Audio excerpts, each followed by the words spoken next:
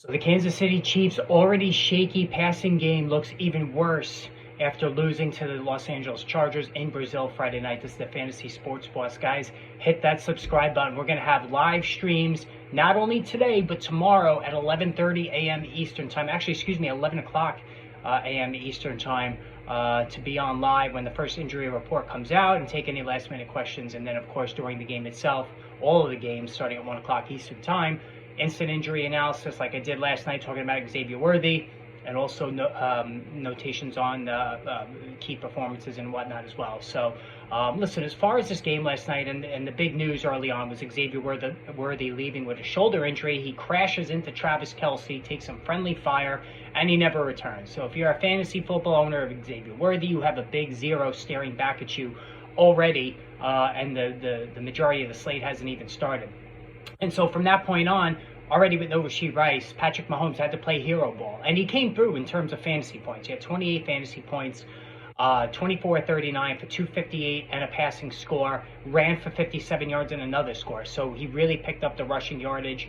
And this is what's going to have to happen now. The passing offense just looks incredibly shaky. Looking at the receiving aspect of things here, Hollywood Brown, 10 catches for 99 yards. So, absolutely great game, right?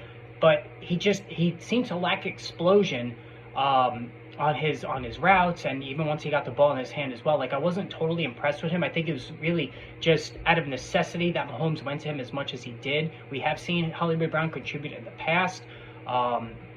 And certainly before Rashee Rice comes back, and however long Xavier Worthy is out, Hollywood Brown is going to be a strong wide receiver 3, just on volume alone. Juju Smith-Schuster, 5 for 55. You're not picking him up. I'm sorry. We're just not doing that. We've seen this story enough.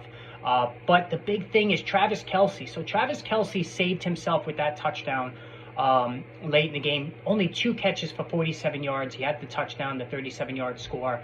That saved everything. I have to tell you, and I fell victim to this in one of my leagues. I do have Kelce in one league. I thought maybe we could squeeze out one more season, because at tight end I was willing to do that, to overlook. He caught over 90 passes last year, but it was obvious watching him he was a step slow last year, and he looked washed last night. I mean, if you watch Travis Kelce, and I watched part of this game back this morning, he was just running in quicksand. It was bad. He spoke that he's re-energized and all this other stuff. Baloney.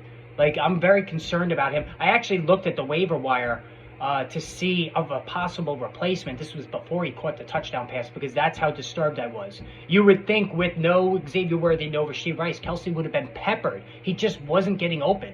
So guys his age at the tight end position just don't contribute. They're out of the league usually by that age as well. So I'm not optimistic with him going forward. I thought we could squeeze another year out of him.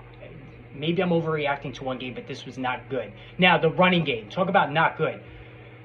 Andy Reid is just never going to run the football. So, Isaiah Pacheco, I made notation about how he looked good this preseason. He looked like he had his old burst back, right? Last year, he came back from the injury. He just was, didn't look good at all. He was running in place. He got 5 carries in this game, a game that they, could have used his burst to open things up. 5 carries for 25 yards, so that's 5 yards a pop. Small sample size, no doubt about it.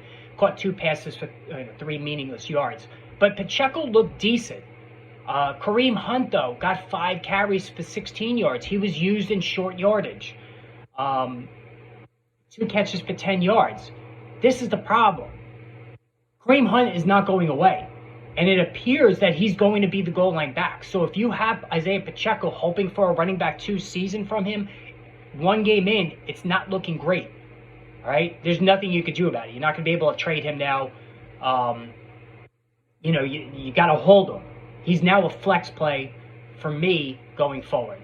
But the running game situation didn't look promising there. Now, on the more optimistic side, the Chargers, listen, this offense looked really, really good. And the biggest shock is Justin Herbert threw 34 passes. He was unbelievable.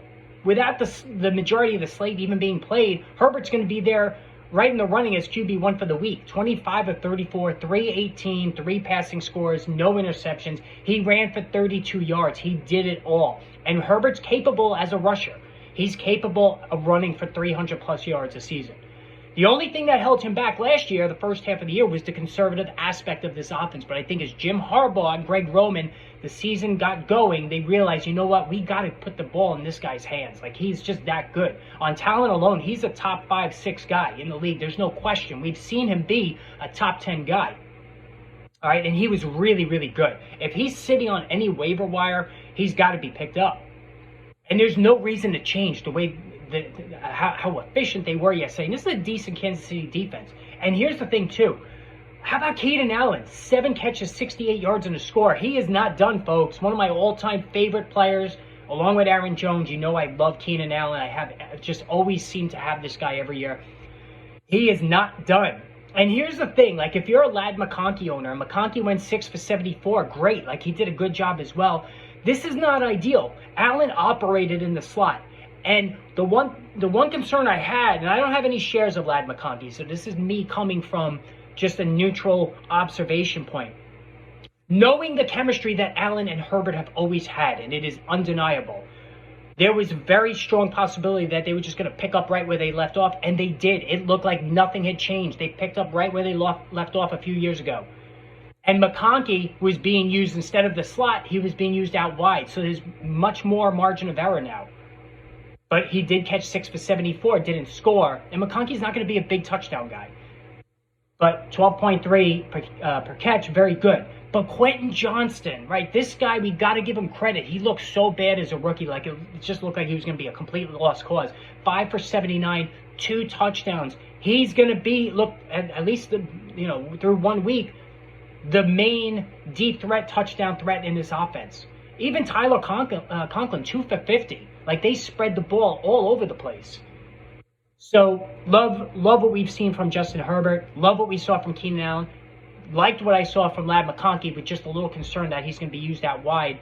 And Quentin Johnston, we picking him up. I mean, if you're in a deep league, if you're playing more than 3 receivers, of course you're picking him up. But I think it's going to be way too hot and cold with him. Now, let's get to the run game. I was on record here saying I don't think Omarion Hampton is going to justify that 3rd-round draft cost. All right? Through 1 week, I'm winning this argument. Now, the bright side here, he got 15 carries, all right? Najee Harris got 1. Now, could they be easing Najee Harris in? I think so, right? Najee Harris has proven himself in this league. He's a solid running back, too, volume-based guy. They're going to use him. But Hampton had an opportunity here to really, literally run with this job, and he didn't. 15 carries for 48 yards, 3.2 per carry. Like, it wasn't good. Caught 2 passes for 13 yards. They don't throw to the backs in this offense. So Omarion Hampton has to score, and he has to put up 75 to 100 rushing yards a week to justify his overall cost. It did not happen in week 1. All right? I was out on that elevated cost on Omarion Hampton even before the injury to Najee Harris with his eye. I think Harris is going to get more work as we go on. All right? He caught a pass for 5 yards. I'm not liking so far. Now, again, Omarion Hampton is very capable both as a runner and a receiver, but in this offense, I just don't know if he's going to be utilized as such. So I'm a little concerned there. But let me know what you guys think. Hit that subscribe button. And again, make sure you're around for the live stream later today. Have the notification bell hit. And tomorrow morning, 11 o'clock Eastern time, that will definitely be the time for the stream tomorrow. So make sure you're around for that. And all of the videos, going to be a lot of videos tomorrow. All these, there's going to be injuries. We know it's, there's going to be some key guys going down. We'll have it all covered for you. So hit that subscribe button. All right, guys, we will chat later on. Take care.